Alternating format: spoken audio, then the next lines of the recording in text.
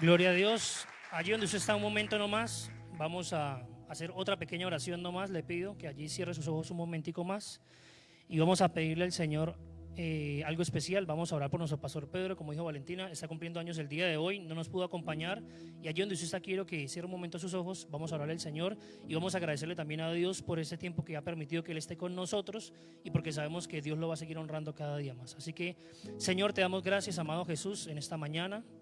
Te pido, Señor, en este momento oramos como iglesia de Jesucristo, Señor, unidos en una misma fe, en un mismo amor, en una misma convicción, Señor, por nuestro pastor Pedro Delgado, Señor, que en este momento se encuentra en Cúcuta, Señor de la gloria, que está cumpliendo años, amado Dios. Gracias por su vida, amado Dios, gracias por su ministerio, gracias por su testimonio, por su trayectoria, Señor, porque hasta el día de hoy hemos visto, Señor, que tú lo estás usando, amado Jesús, conforme a tu voluntad, y que has sido una persona, Señor, que durante tantos años, tanto tiempo, Señor, ha demostrado tu amor, tu misericordia, Señor, y ha sido una persona que se ha parado en la brecha, que se ha parado firme, amado Jesús, y nos ha acompañado hasta este tiempo, Señor, y lo seguirá hasta que tú lo tengas en medio de nosotros, amado Jesús. Gracias por su vida. Te pedimos que cada día más, Señor, le sigas dando sabiduría, entendimiento, Señor, que le sigas dando ese amor para compartir la palabra, Señor, en nuestra congregación, amado Jesús. Gracias porque sabemos que tú, Señor, estás obrando en su vida y lo has hecho durante todo este tiempo y lo seguirás haciendo, Señor. Gracias por todo lo que has hecho en su vida, lo que haces y lo que harás, Señor.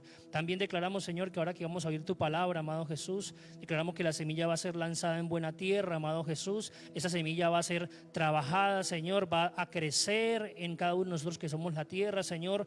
Va a ser abonada, va a ser regada por ti, amado Jesús, y esta palabra, Señor, del día de hoy dará fruto a su tiempo, Señor. Gracias porque sabemos que tú estás obrando, Señor, y te pedimos, Espíritu Santo de Dios, que obres en nuestras vidas, que seas tú en esta mañana hablando a nosotros, Señor, que no es el hombre, sino eres tú, Espíritu de Dios, el que habla a tu iglesia, amado Señor. Gracias porque sabemos que tú estás obrando, que te estás manifestando y que te estás glorificando en medio de nosotros, Señor. Te bendecimos. Gracias, Señor Jesucristo, en el nombre de Jesús. Amén y amén. Denle un fuerte aplauso al Señor y póngase un momento, puede tomar su asiento. Tome su asiento allí donde usted está.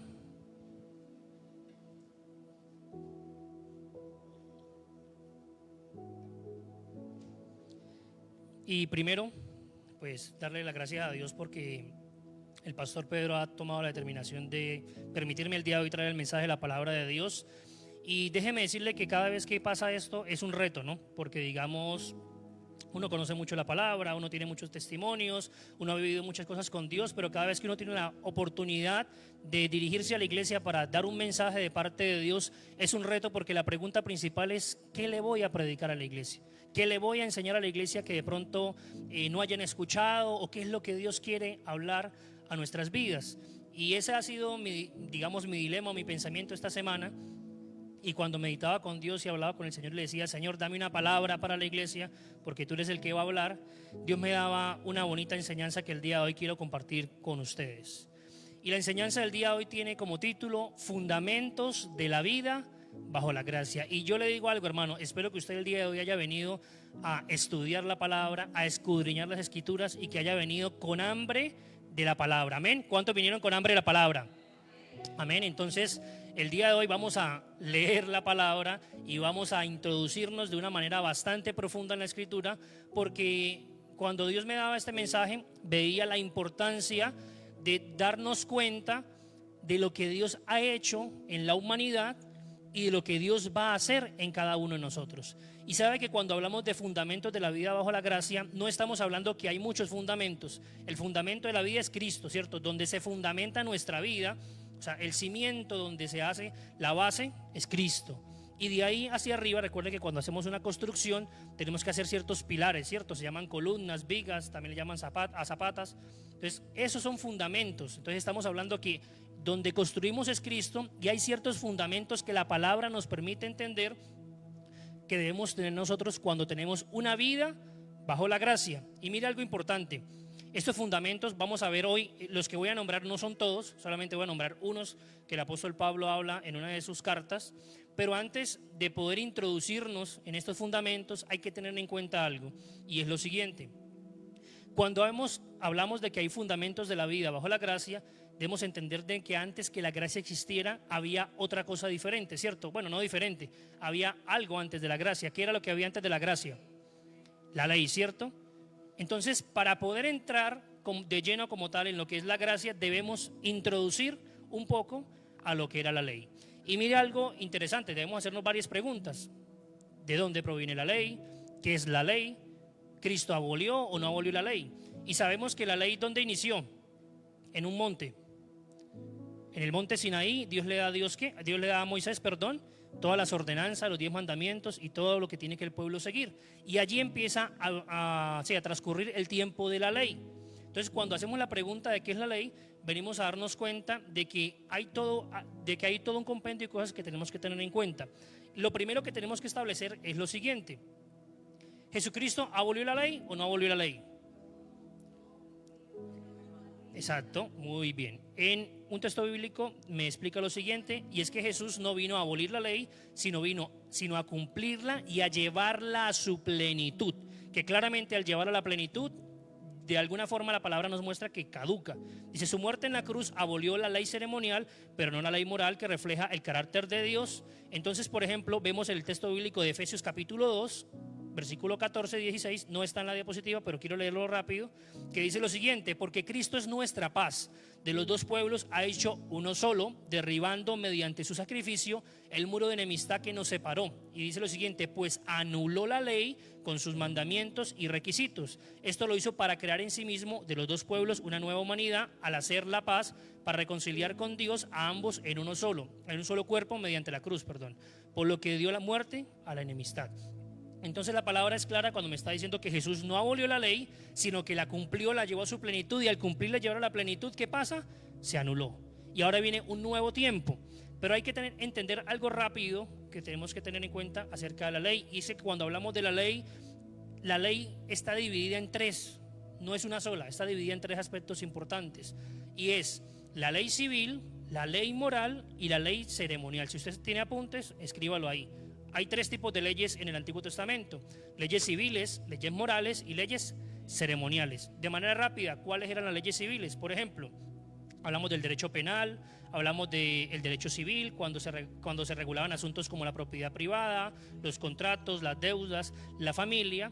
Y en la parte, por ejemplo, de la justicia se contemplaba la restitución de la tierra, cuando se hacían la mediación entre conflictos que habían, ¿cierto? Y la resolución de conflictos. También el tema, por ejemplo, cuando era una persona pecaba, ¿cierto? También se establecían ciertas leyes civiles que debían pasar.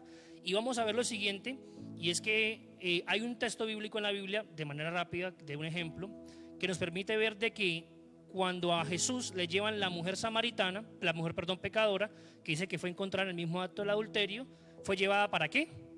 ¿La iban a qué? La iban a apedrear, ¿cierto? Y se encuentran con Jesús y le dicen a Jesús: Señor, es que ella fue encontrada en el mismo acto del adulterio y la ley dice que hay que apedrearla. Ellos estaban queriendo aplicar la ley civil, eso se llama así, la ley civil. Pero cuando Jesús los ve, Jesús les aplica otra ley diferente, que no es la civil, que es la moral. Y les dice: si alguno de ustedes está libre de pecado, que tire la primera piedra. Entonces ellos vienen a Jesús con una ley civil y Él les responde con una ley moral. Esto es un ejemplo de lo que era la ley civil.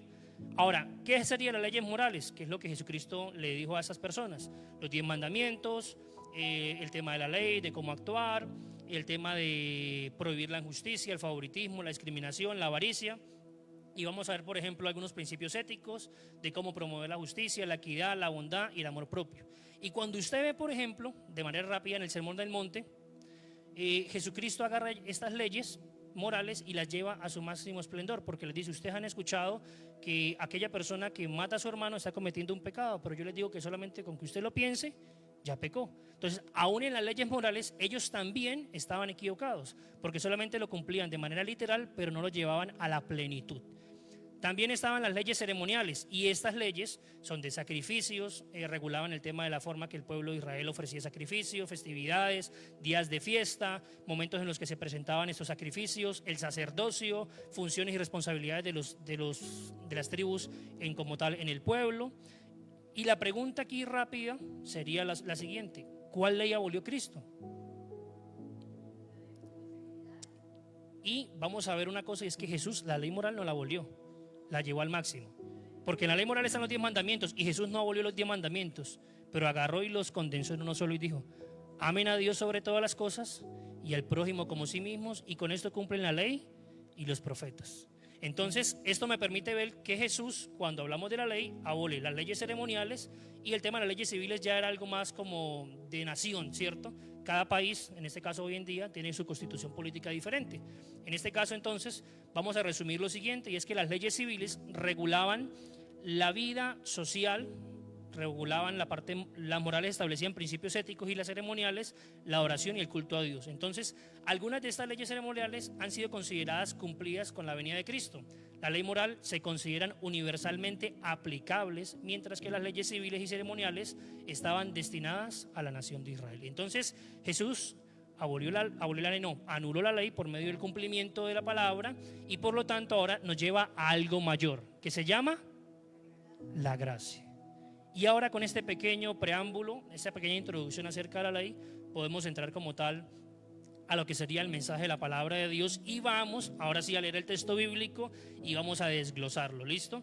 Si usted me ve leyendo el computador, no es que es que escribí todo lo que quería decir, entonces no es que de pronto me están diciendo lo que tengo que decir o que descargué algo, no solamente que lo escribí todo. Vamos a leer el texto bíblico que se encuentra en la carta del apóstol Pablo a los Romanos, capítulo 6, versículo del 15 al 23, y yo lo voy a leer en la Nueva Versión Internacional porque me parece que es un poco más cómodo para poder hacer ciertas explicaciones. Entonces, Romanos capítulo 6, versículo del 15 al 23, que dice lo siguiente: entonces, ¿qué? ¿Vamos a pecar porque no estamos ya bajo la ley sino bajo la gracia? De ninguna manera. ¿Acaso no saben ustedes que cuando se entregan a alguien para obedecerlo, son esclavos de aquel a quien obedecen? Claro que lo son, ya sea del pecado que lleva a la muerte o de la obediencia que lleva a la justicia. Pero gracias a Dios que aunque ustedes eran esclavos del pecado, ya se han sometido de corazón a la enseñanza que les fue transmitida.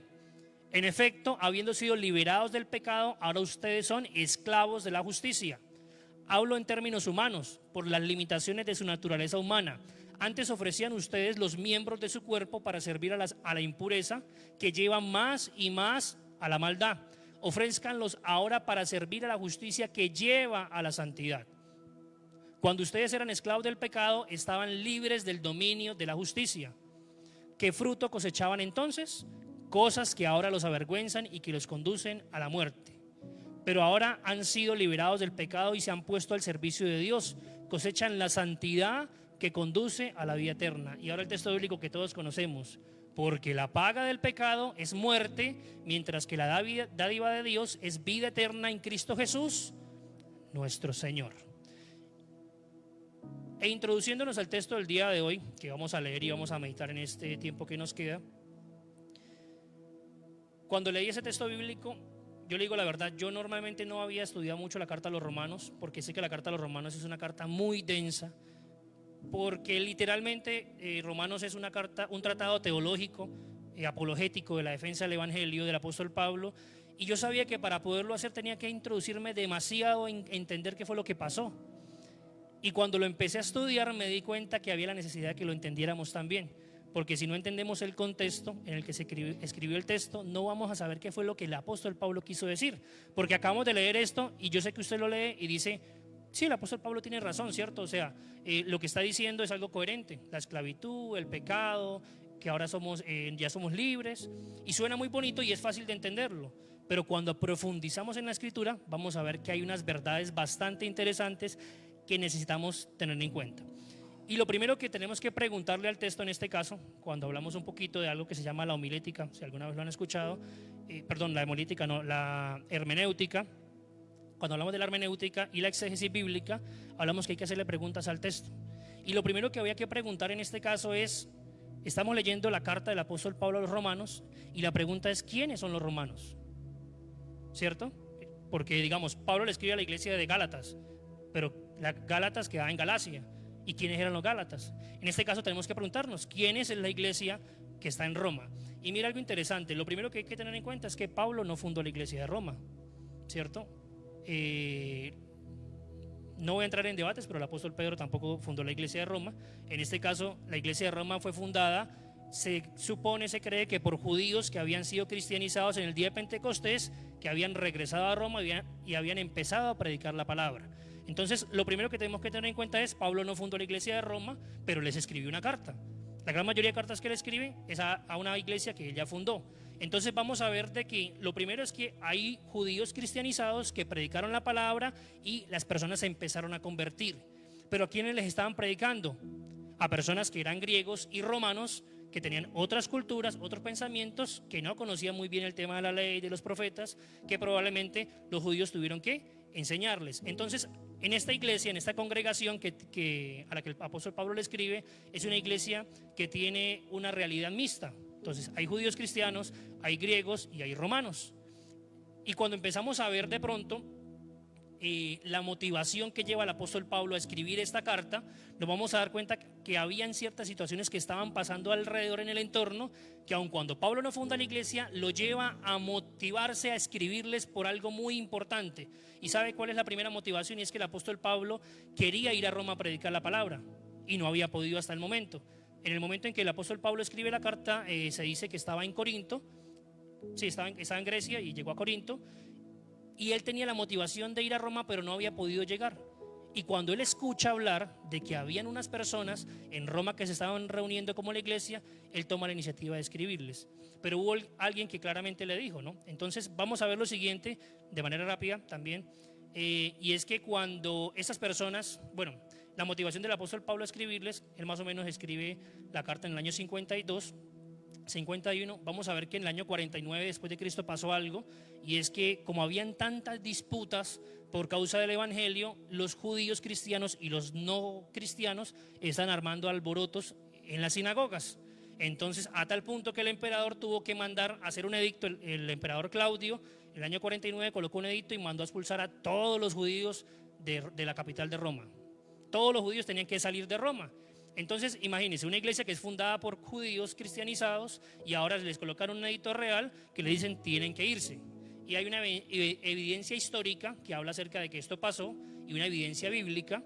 La evidencia histórica es un escrito de un señor llamado Suetonio que dice lo siguiente: como los judíos causaban continuos disturbios instigados por un tal Cristo, los expulsó de Roma. Esto es un evento histórico que demuestra que sí pasó esto, y el texto bíblico que lo dice es en Hechos capítulo, bueno, se me fue de aquí, pero en Hechos también está una referencia bíblica exacta donde habla acerca de que Pablo conoció a Priscila y Aquila por causa de que habían salido de Roma.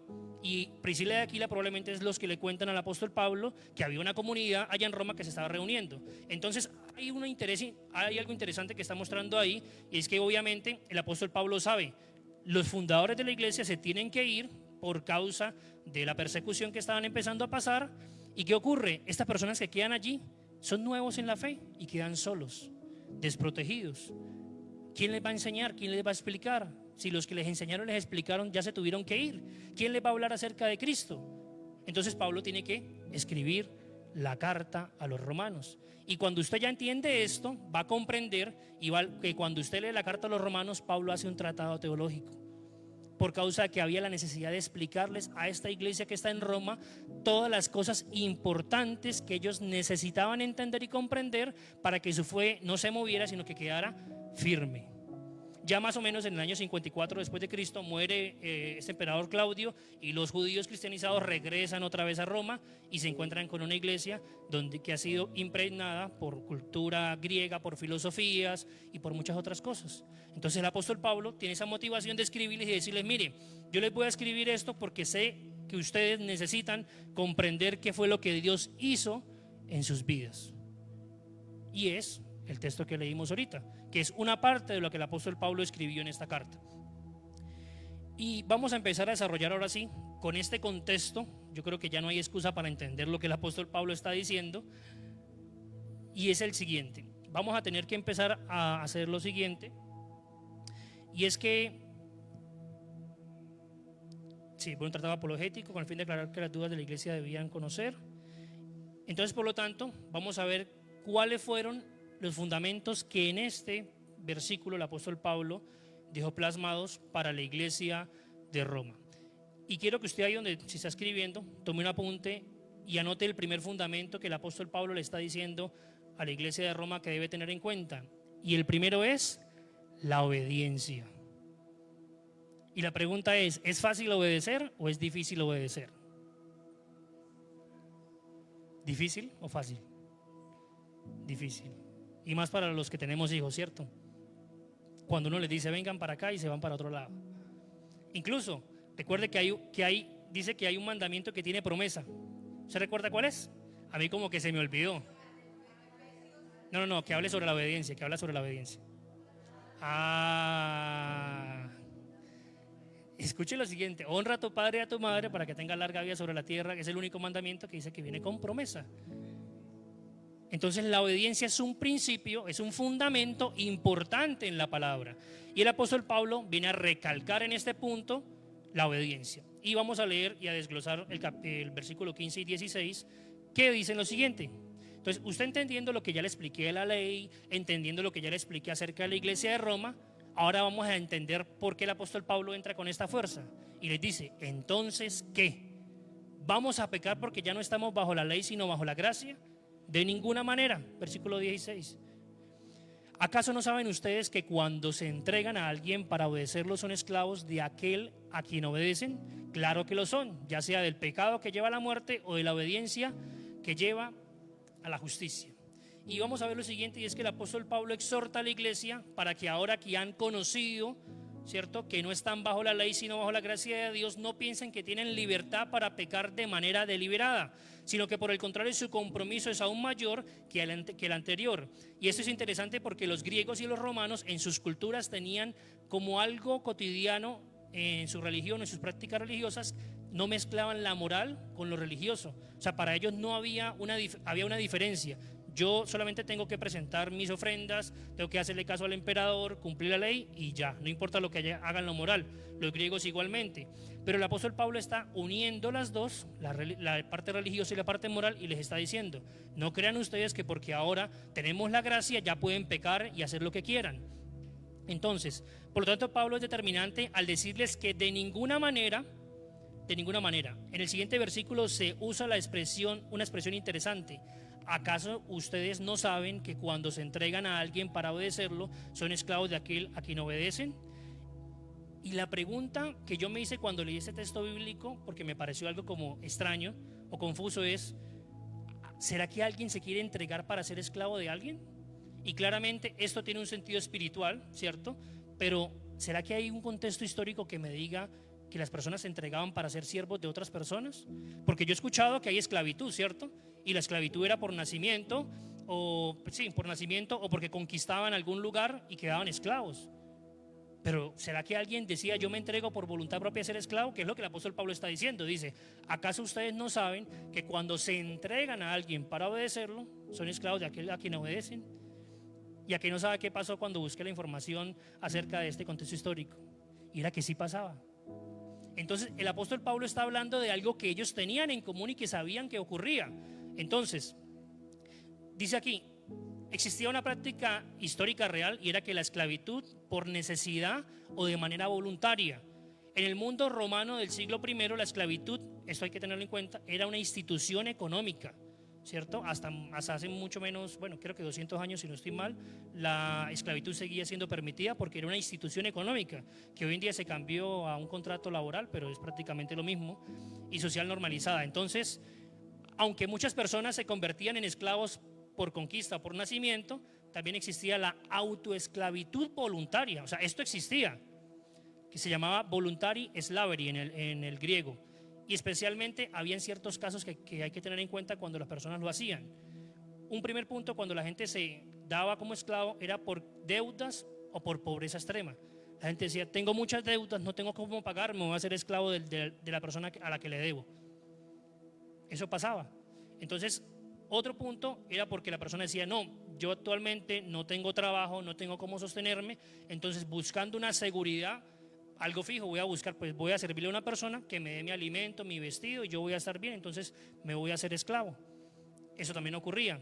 Y el último punto es por ascenso social a largo plazo. ¿Por qué? Porque algunos esclavos libertos llegaban a tener mejores posiciones económicas que ciudadanos pobres, porque muchas veces le permitían a los esclavos ejercer ciertas labores diferentes, donde se les permitía recibir una paga y al final de cuentas pagarle a su amo y quedar libres. Y muchas veces terminaban siendo libres, pero con buenos recursos económicos. Entonces, esta práctica sí era común en la época en la que el apóstol Pablo escribió esto. Y aquí hay algo interesante, y es que el apóstol Pablo está diciendo, aquí podemos entender que el apóstol Pablo nos está explicando que los esclavos no tienen autonomía y su vida está regida por la obediencia. Entonces, el apóstol Pablo nos está hablando y nos está explicando que hay personas que se hacen esclavas, en este caso de manera voluntaria, y por tanto la esclavitud los hace ser obedientes. Así que este primer principio que estaba hablando el apóstol Pablo es la obediencia. Y mira algo interesante. ¿Acaso ustedes no saben que cuando se entregan a alguien para obedecerlo son esclavos de aquel a quien obedecen? Claro que lo son, dice. Resulta que nosotros antes éramos esclavos del pecado. Y cuando Jesucristo muere en la cruz del Calvario, nos hizo libres. Fuimos libres de la esclavitud del pecado. Y sabe que en el contexto histórico también eso tiene un nombre. Cuando el esclavo le pagaba al amo la deuda, quedaba libre. Esa deuda no la pagamos nosotros, la pagó Cristo y nosotros quedamos libres. Somos lo que llamaban ellos libertos, esclavos libertos. Y el apóstol Pablo está diciendo ahora, ustedes ya fueron liberados, son esclavos libertos. Ahora, ¿a quién se van a sujetar? ¿A qué amo? Está diciendo, se van a entregar para obedecerle. Y esto es interesante, porque nos está diciendo, ya fuimos libres. Pero ¿sabe qué pasa a veces? Que no entendemos la libertad que Dios nos dio. E infortunadamente, cuando una persona de manera constante y de manera continua hace ciertas cosas, se le vuelven hábito a tal punto que ni siquiera se da cuenta que las está haciendo. Las muletillas, las formas cuando están hablando y dicen ciertas cosas. E incluso cuando una persona también, por ejemplo, esto lo he dicho muchas veces, le amputan un miembro, un brazo, una pierna, hay lo que se llama el síndrome del miembro fantasma. La persona no tiene el miembro, le cortaron la pierna y ella sigue sintiendo que tiene la pierna le pica, la pierna le rasca, la pierna le duele, pero la pierna no está. Y a veces nos pasa eso a nosotros como creyentes. Dios nos hizo libres del pecado y usted y yo todavía sentimos ganas y el deseo de pecar, pero ya Dios nos hizo libres. Así que eso está ¿en dónde? En nuestra mente. Y es una lucha que usted y yo de manera constante tenemos que trabajar. Y por eso el apóstol Pablo está diciendo, si usted se hace esclavo de alguien, tiene que obedecerlo. ¿Y de quién nos vamos a hacer esclavos nosotros hoy en día? ¿De quién nos estamos haciendo esclavos hoy en día? Seguimos viniendo a la iglesia, pero de pronto seguimos siendo esclavos del pecado. Y yo quiero que, antes de pasar al siguiente punto, usted de manera profética, a los que les gusta profetizar, toque a la persona que tiene a su lado, tóquele el hombro, si de pronto no lo conoce, y dígale, hermano, yo profetizo sobre usted que usted es libre de la esclavitud del pecado. Vamos, profetícele a la persona que tiene a su lado. Somos libres de la esclavitud del pecado.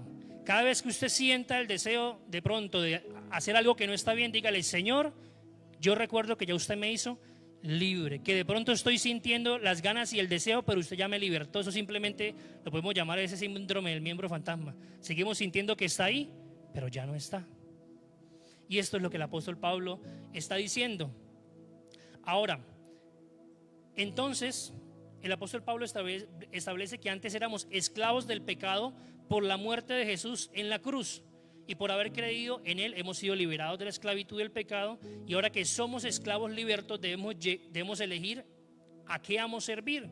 Si nos volvemos a ser esclavos del pecado que lleva a la muerte, o esclavos de la justicia que lleva a la vida eterna, que es lo que dice el texto bíblico. Y nos da el paso al siguiente punto, que es la justicia.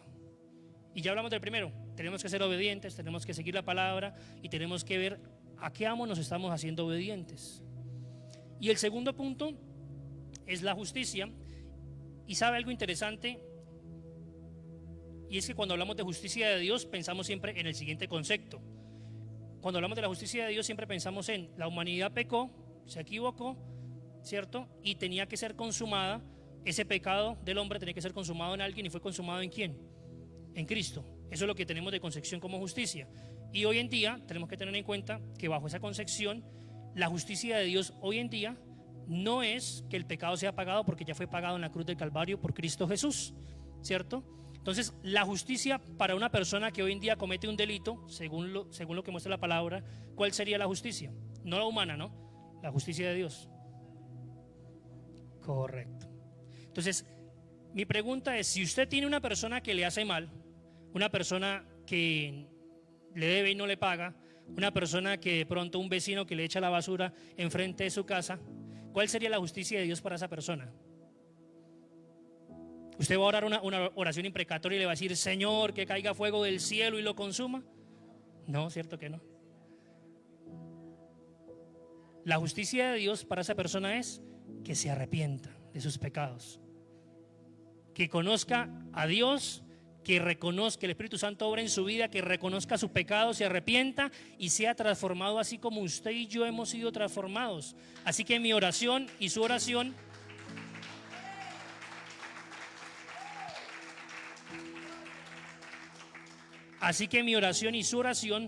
con las personas que de pronto nos hacen mal no es, Señor, cóbrales tú, no, ten misericordia, Señor.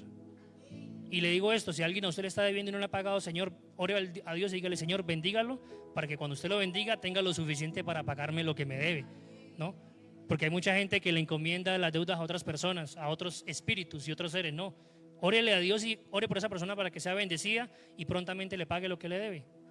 Entonces, este es el concepto de justicia que tenemos, pero algo interesante es que Pablo, en lo que está escribiendo aquí, no está hablando de esa justicia, está hablando no de otro tipo de justicia, sino lo que ellos en su contexto entendían como la justicia. Leamos el texto bíblico rápido para tener el contexto, el 17 y 19. Pero gracias a Dios que aunque antes eran esclavos del pecado, escuche esto, ya lo hablamos, ya se han sometido de corazón a la enseñanza que les fue transmitida.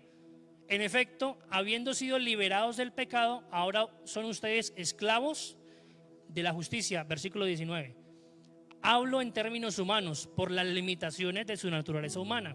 Antes ofrecían ustedes los miembros de su cuerpo para servir a la impureza que lleva más y más a la maldad. Ahora ofrézcanlos ahora para servir a la justicia que lleva a la santidad. Entonces, veamos un poquito igual de contexto porque tenemos que entender qué pensaban ellos como justicia. Entonces, por ejemplo, para los griegos y los romanos, que tenían concepciones filosóficas como el estoicismo, el epicurismo, los platonianos, los aristotélicos, vemos que la justicia para ellos estaba dividida o estaba vista como una de las 4 virtudes fundamentales o las 4 virtudes cardinales. Entre estas estaban la prudencia, la templanza, la fortaleza y la justicia. Entonces Pablo les está hablando algo a ellos de lo que ellos conocen, de lo que ellos saben. Y está hablando lo siguiente, y es que por ejemplo, para los griegos y romanos, la justicia para ellos era obedecer la ley, vivir en armonía con la sociedad, con la ciudad donde ellos estaban y cumplir su rol social sin excederse. O sea, si yo soy esclavo, pues soy esclavo. Si yo soy amo, pues soy amo. Si yo soy senador, soy senador. Esa era la justicia para los griegos y los romanos. Esa era, sí, para los griegos y los romanos. También los romanos tenían una concepción interesante y era la siguiente. Y es que para ellos les implicaba estar en conformidad con las leyes del Estado, del orden cívico, y lo interesante es que en la comunidad romana en la que ellos vivían había una forma de que una persona podía ser declarado justo, o sea, era un estatus social. Para los judíos, para los griegos y romanos, el justo, la justicia, decir que una persona era justo, era un estado social. Entonces, un estatus, social, que le favorecía a la persona. Y Pablo les está diciendo, ustedes tienen que ser justos, tienen que llevar a la justicia. Y otra cosa interesante en este caso también para aquellos que les había escrito la carta, para los judíos tenían como concepción de justicia era la obediencia a la Torá, la caridad hacia el prójimo, o sea, el ayudar a las demás personas. Mire cómo cambia de una vez los conceptos, ¿no? Y la legalidad o la lealtad, al pacto de Dios. Eso era la justicia, tanto para los judíos, para los romanos y para los griegos.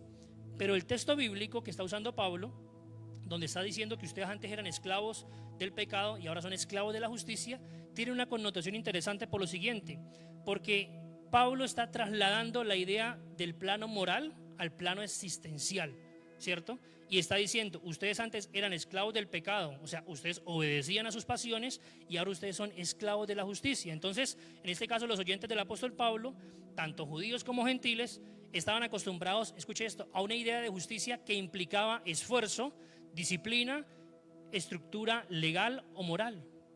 O sea, estaban, sí, exactamente, sacrificio. Pero el apóstol Pablo no está hablando de eso. ¿Sabe de qué está hablando el apóstol Pablo? Dice, no estás simplemente siguiendo reglas o siendo moralmente bueno. O sea, él está diciendo eso. Ustedes simplemente no están siguiendo las reglas y no están simplemente siendo moralmente buenos, sino que ahora ustedes están esclavizados a la justicia. Es decir, que su vida, mi vida, está totalmente orientada hacia hacer lo correcto o lo que es bien. O sea, no es solamente que yo ahora voy a seguir un principio y me voy a guiar bajo esto, entonces yo no puedo usar esto, no puedo usar. No son impedimentos, sino que está diciendo que ahora mi vida, como yo soy esclavo de la justicia, está completamente orientada hacia lo que está bien. Y algo más, añade, no como una obligación externa, sino como una nueva identidad. Entonces le está dando un estatus ya no social, sino un estatus espiritual. Ustedes tienen una nueva identidad porque ahora ustedes son esclavos de la justicia. Y le vuelvo a repetir, esclavos de la justicia no es que usted está obligado a hacer las cosas, no, es que ahora su vida está orientada a hacer las cosas de manera correcta. Por eso si a usted le presentan un mal negocio, ¿usted qué dice? No puedo.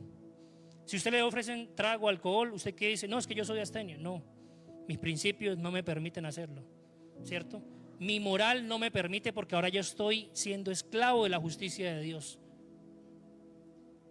Y esto es claro porque el apóstol Pablo lo está explicando de esta forma. Entonces, por eso él dice en el versículo 19, dice, antes ustedes ofrecían, ya entendemos, ¿no? Antes ustedes ofrecían los miembros de su cuerpo para servir a la impureza que lleva más y más a la maldad. Ahora ofrézcanlo para servir a la justicia. O sea, les está diciendo, ustedes antes, aun cuando seguían de manera obligatoria aquellas leyes y normas que sus creencias, tanto griegas, romanas y judías, les establecían, lo hacían simplemente por obligación, porque la palabra me muestra que Jesucristo eso le recalcaba a los fariseos, a los saduceos, y era que les decía, ustedes leen la ley, la aplican, pero ustedes hacen a la gente 2 veces más merecedora al infierno que ustedes, porque ustedes se vuelven, aplican la ley al 100%, pero no le encuentran el espíritu de la ley. Y se habían vuelto simplemente personas que de manera obligatoria cumplían leyes. Pero aquí el apóstol Pablo les está diciendo, no, ustedes son esclavos de la justicia. Su vida tiene que ir dirigida hacia lo recto, lo bueno, lo agradable. Por eso yo ya no tengo malas conversaciones. Por eso dice la palabra, ¿no? Que las malas compañías dañan las buenas costumbres. Entonces yo ya no estoy en malas compañías, yo ya no digo malas palabras. Si yo robaba, ya no robo, ¿cierto? Si yo decía mentiras, ya no digo mentiras, porque soy esclavo de la justicia.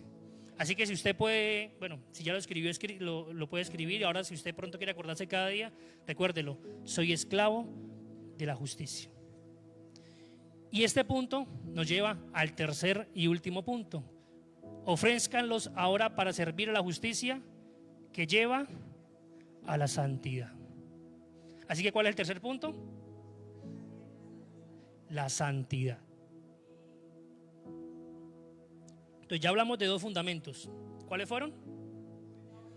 Obediencia y justicia. Y el tercer fundamento que habla el apóstol Pablo es la santidad.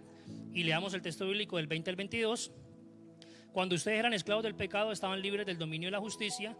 ¿Qué fruto cosechaban entonces? Y él divide este texto bíblico. Cosa que ahora los avergüenza y que conducen a la muerte. Pero ahora que han sido liberados del pecado y se han puesto al servicio de Dios, cosechan la santidad que conduce a la vida eterna. Entonces, de alguna manera nosotros ya tenemos un concepto claro de lo que es la santidad, y ese texto no se entiende de otra manera, pero el apóstol Pablo empieza explicando 2 cosas sencillas, y es que hay 2 frutos que se pueden cosechar según mi forma de vivir, ¿cierto? ¿Cuál es el primero? Dice que cuando nosotros éramos esclavos del pecado, se cosechaba cosas que avergüenzan, que eran vergonzosas, que llevan a la muerte. Pero ahora que hemos sido liberados del pecado y estamos al servicio de Dios, el fruto que cosechamos es la santidad que nos lleva a la vida. O sea, Él está dividiéndolo ahí, lo está dividiendo ahí. Y no estamos hablando del fruto del Espíritu Santo, no estamos hablando solamente del tema de la esclavitud. Entonces, cuando ustedes eran esclavos del pecado del mundo, ¿qué pasaba? Su fruto que era cosas vergonzosas de las cuales ustedes se arrepienten y los llevan a la muerte. Pero ahora que ustedes están en Cristo y están esclavos de la justicia, ahora ustedes son llevados a la santidad.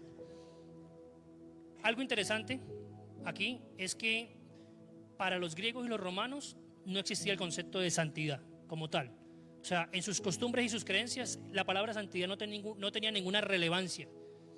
Para ellos de pronto alguna que otra cosa podrían llamarla santa, como algún dios o algo que estaba en un lugar como un templo. Pero ellos no tenían ese concepto de santidad. Los que sí entendían el concepto de santidad eran los judíos. Porque recuerde que no más cuando el sumo sacerdote era delegado, se le colocaba en la frente algo que decía Kados, apartado para Dios. Y eso les mostraba a ellos que habían personas que eran santas y cosas que eran santas. Por ejemplo, lo que estaba en el lugar, en el templo, el arca del pacto era santo, el altar donde se colocaban los sacrificios, los panes sin levadura, y todas esas cosas para los judíos eran santas. Pero el apóstol Pablo, tanto para los unos como para los otros, les está dando una enseñanza bastante interesante. Y es que para los judíos la santidad no era solo moralidad, sino una condición de pertenencia a Dios que implicaba vivir diferente, o sea, estar apartado. Ellos entendían que cuando una persona se decía que era santa, estaba apartada para Dios o que le pertenece a Dios. Entonces, cuando vemos la palabra griega, porque obviamente la palabra santidad no se escribió ahí en el hebreo, sino en el griego, significa agiasmos, y significa santidad. Aquí no solo es un ideal moral, sino una realidad vivida. O sea, ya no estamos hablando de que algo es santo, sino de que ahora yo estoy practicando la santidad, es lo que está queriendo decir el apóstol Pablo. O sea, que ya no pertenecemos al pecado, ahora pertenecemos a Dios, y eso se nota en el fruto que yo voy a dar. O sea, en la manera en como yo vivo, en el testimonio que yo estoy dando. Entonces, Pablo está diciendo, ustedes ya están siendo obedientes, tienen que ser obedientes, tienen que hacerse esclavos de la justicia, y ahora ustedes van a dar un fruto, y ese fruto es la santidad, porque ahora su forma de vivir, su forma de pensar, su forma de actuar los va a llevar a dar testimonio de cómo ustedes están viviendo, de los fundamentos que están en su vida. Y claramente para los judíos de pronto eso no era complicado, pero para los griegos y los romanos sí, porque ellos estaban viviendo en un tiempo en el que habían filosofías que les decía que ellos podían hacer cualquier cosa, no importaba, porque el cuerpo no afectaba, lo que hacía el cuerpo no le afectaba al alma. Y filosofías que les decían, el hedonismo, por ejemplo, el estoicismo, que hablan acerca de que podían darle rienda suelta a sus placeres, que lo más importante era el placer. Y Pablo les está diciendo, no señor, si ustedes fueron liberados del pecado, se han puesto al servicio de Dios, tienen que cosechar santidad que produce vida eterna. Y aquí hay otro tema más de la vida eterna, porque ellos no creían en la resurrección de los muertos, no creían en la vida después de la muerte. Y va a ver usted que, bueno, capítulos después, más adelante, Pablo habla acerca de la resurrección y dice que si Cristo no resucitó a los muertos, pues en vano hemos creído. Pero la palabra me está entonces diciendo que la santidad no es solamente un concepto, ¿cierto?, que es una idea moral, sino que es algo que yo tengo que vivir, una realidad que yo tengo que vivir. Y por eso el apóstol Pablo lo recalca y lo encierra en esto que está diciendo. Entonces, por lo tanto, como ya no vivimos en el pecado, sino como ya no vivimos en el pecado, sino vivimos en la vida eterna, vivimos en Cristo, cosechamos el fruto de santidad que demuestra que le pertenecemos a Dios, y por lo tanto se evidencia en nuestra manera de vivir y nuestra manera de actuar. Y yo le diría que aquí terminaría el mensaje, pero le quiero dar una ñapa, como diríamos. Y es que nos falta un texto bíblico, ¿cierto? Ya después de haber entendido todo lo que comprendimos, pasamos al último texto bíblico y vamos a comprender lo que está diciendo el apóstol Pablo. Porque la paga del pecado es la muerte, mientras que la dádiva de Dios es vida eterna con Cristo Jesús. Entonces, le hago una pregunta. Después de todo lo que acabo de explicar, ¿este texto bíblico tiene más importancia, más relevancia? Y sabe que ese texto también tiene dos cosas importantes para tener en cuenta, que es con lo que voy a terminar el día de hoy. y decimos, la paga del pecado es la muerte. Pero si el apóstol Pablo está hablando que somos esclavos, cierto que unos son esclavos del pecado y otros son esclavos de la justicia, los esclavos no reciben paga, ¿o sí? No, según esto no. Pero Pablo no está hablando aquí de los esclavos. Cuando Pablo está hablando de la paga del pecado, y cuando vemos la palabra griega de la palabra paga, está hablando de oxonía, y esta palabra en el mundo griego hacía referencia al sueldo que se le pagaban a los soldados romanos. O sea, el apóstol Pablo está diciendo, que el sueldo que da el pecado es la muerte. Y claro, ellos tienen el concepto de lo que es esta palabra, porque entienden que todos los soldados que están en la batalla, que sirven al imperio, les pagan algo. Y él les está diciendo, las personas que viven en el pecado, que están en el pecado, se les paga con el sueldo de la muerte. Pero algo interesante, mientras que se me olvidó aquí un pedacito, y es que esta parte de la paga es claramente por algo que yo estoy haciendo, ¿cierto? Es por un servicio prestado, porque yo estoy en posición de exigir que me deben pagar porque estoy cumpliendo una función. Entonces esto es por causa del pecado. Pero la palabra que habla acerca de la dádiva, podríamos quedarnos toda la tarde hablando de esa sola palabra, pero en síntesis, la palabra dádiva viene del griego que significa charisma, que es la misma palabra que usted y yo conocemos como gracia. ¿Y qué es la gracia? La definición de la palabra etimológica dice favor inmerecido, gracia, benevolencia. Entonces charisma literalmente es un don de gracia, es decir, algo que se da gratuitamente sin que se haya trabajado por ello. Usted y yo no merecíamos la salvación, no merecíamos la gracia de Dios, pero Él tomó la determinación de dar la gracia a nosotros. Y ese es el charisma. ¿Sabe en qué otros textos bíblicos se habla acerca de esta palabra? Incluso, le digo algo rápido, esta palabra griega de gracia no existe en el Antiguo Testamento. Y usted va a decir, pues claro, el Antiguo Testamento se escribió en hebreo, ¿cómo va a estar la palabra? ¿No? Pero no. Lo que significa la palabra charisma en el griego, no existe ese concepto en el hebreo. Y la primera vez que esta palabra aparece en el Nuevo Testamento es en la carta a los Romanos, donde el apóstol Pablo la impregna en casi todos los capítulos. ¿Sabe qué otra cosa también es referenciada como el charisma de Dios? Cuando habla de los dones espirituales. Dios a uno les dio la potestad de ser maestros, profetas, el Espíritu Santo da los dones como Él quiere. Esa es la palabra charisma. Algo que Él nos dio y nos entregó que nosotros no merecíamos y que de pronto no entendemos y no trabajamos por ello, pero Él nos lo dio. Y por eso dice, anhelen los dones mayores. Entonces esta palabra tiene un significado muy importante. Entonces el charisma, la gracia, no es un salario, no es una recompensa, no es una deuda, es el regalo libremente concedido por el que tiene el poder para darlo. Y un contexto histórico rápido. Yo sé que ya he dicho rápido muchas veces, pero bueno. Y es que cuando vemos el contexto, vuelvo al tema romano, los soldados trabajaban y servían al imperio toda su vida.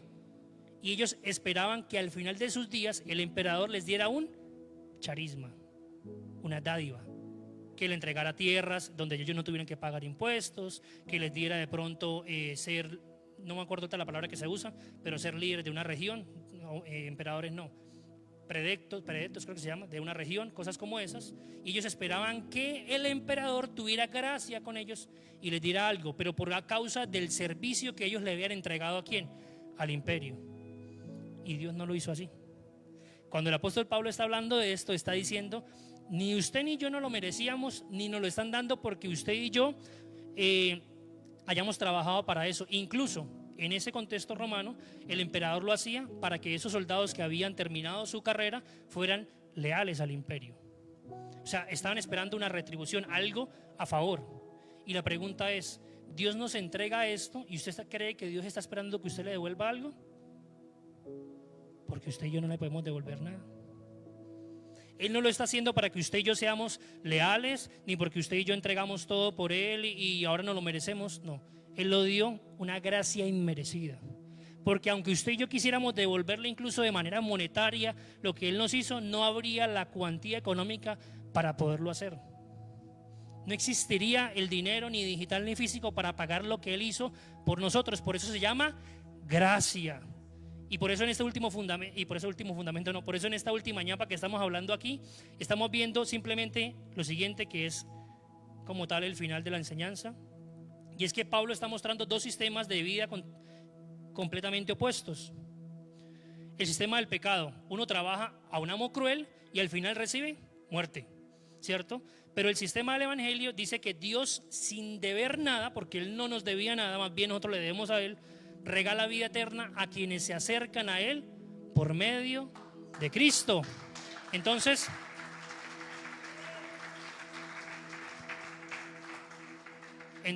Pablo dice que el regalo de Dios no se gana ni con obediencia, ni con lealtad previa, se recibe como gracia pura. O sea, usted solamente tiene que recibir, no tiene que hacer nada más. Reciba la gracia que el Señor le entregó. Entonces, claramente esto era muy escandaloso tanto para los romanos como para los judíos, porque para los judíos ellos decían que esa gracia venía por causa de obedecer la ley. Y Pablo le está diciendo, no, ustedes no tienen que obedecer la ley, Dios nos lo dio por gracia. Y para los romanos, por causa de que rompía la lógica de lo que sería el patronazgo social, de que tengo que esperar y hacer algo para que me entreguen esa gracia, ese carisma. Y el apóstol Pablo está diciendo, no señores, Él nos lo entregó todo por amor. Y conclusión, entendiendo lo que se dejó atrás, o sea la ley, y comprendiendo lo nuevo que es la gracia de Dios, comprendemos que nuestra vida ahora debe guiarse bajo fundamentos claros y correctos, tanto morales como espirituales. Y este es el deseo del apóstol Pablo, que entendamos cuál es la manera correcta de vivir, y hemos visto en esta oportunidad tres fundamentos importantes: obediencia, justicia y santidad, que de aplicarlas a nuestra vida estaremos viviendo de manera correcta bajo la gracia, pero de no ser así, solo seguiríamos siendo esclavos del pecado. Póngase un momento sobre sus pies y damos gracias a Dios. ¿Sabe por qué? Porque de un texto que de pronto usted lee y usted dice, no comprendo del todo lo que el apóstol Pablo está diciendo, y empezamos a escudriñar la escritura, la Biblia misma se empieza a explicar y el Espíritu Santo nos empieza a inspirar para entender lo que la palabra está queriendo decir, y empezamos a comprender que lo que Dios nos quiere hacer en nosotros es que seamos libres, que entendamos esa libertad que Él ya nos dio, y que Él quiere que usted y yo sigamos trabajando en nosotros, porque sabe que somos seres humanos de los que necesitamos trabajar cada día más. Y vamos a orar allí donde usted está. Vamos a cerrar nuestros ojos un momento y